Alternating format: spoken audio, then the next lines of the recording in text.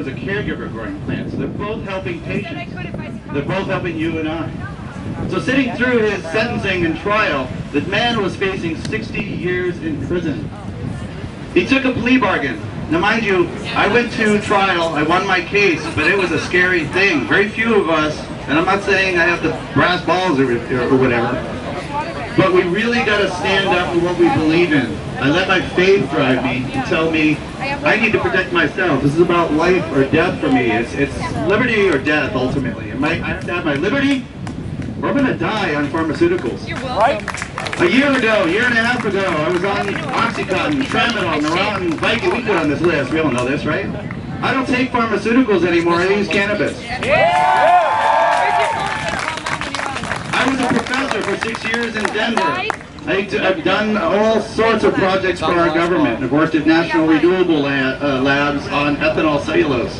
I've worked on plane crashes, trying to figure out what happened. I've worked on the closure of Rocky Flats, our nuclear facility. After my experience of being raided and acquitted, I'm here to help every single one of you, because I now understand what it did for me. What cannabis has done for me is opened my, and I don't mean this in terms of I smoked it and opened my mind up. I smoked it and I realized it wasn't as bad as I was told it was. Then I started to question everything else. What else are they telling me that's not true? Full life, it all depends. So what that did to me, it put me from somebody who was on the couch complaining about stuff to somebody who I am today who's participating in our system. Why I say participate, participate, participate. We are the government, not them. You gotta introduce we are.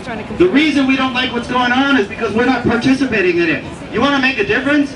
Come with me to the Capitol. See me talk to our senators and representatives in Denver. You'll see some big change going on there. I'll give you an example. Just yesterday, Colorado has been threatening a DUI bill, cannabis DUI bill. Anyone know about this? Be really afraid of this because the government is referring to scientific data, but they're reading an abstract that says you can only have 5 nanograms of cannabis in your blood per liter of plasma. What they don't mention in the abstract, and I see now a lot of our senators and representatives do not read past the first page.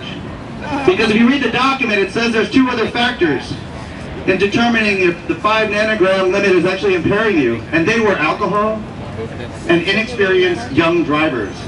Oh no, I just said... So obviously you combine all those 3 together, yeah, I'm impaired, but I shouldn't be out there anyway. I'm not going to drink and use cannabis and be a young guy. I mean, that's like the worst situation you can force us into. So we were able to push that bill yesterday for further study. It's easy. It was not voted for. There was a 6-3 vote, I think it was. And so we pushed that away. But let me come back to Chris. Some people go to prison for life. Chris Barkowitz, and I sat in on his sentencing. The prosecutor said, Chris, he did a scam where he... Cannabis might have medical use to it, but it has euphoric effects. He went to prison. I'm sorry, but when I was injured, I was the most depressed person in the world. I didn't want to come out of my house. I could smile once in a while. I don't mind that. It's like, what? But the other issue I have is 550 pharmaceutical drugs create that euphoria as well. Why are those not illegal? Because you can profit off those. You can patent those. You can't patent a plant. However, keep your heads up. GW Pharmaceuticals, Otsuka, Bayer, Pfizer, Cero have 40 patent applications on cannabis, on the processes, on the extraction system. GW Pharmaceuticals, went to the Indian government and says, hey, we're going to patent bong. If you don't know what bong is, it's basically milk with cannabis in it.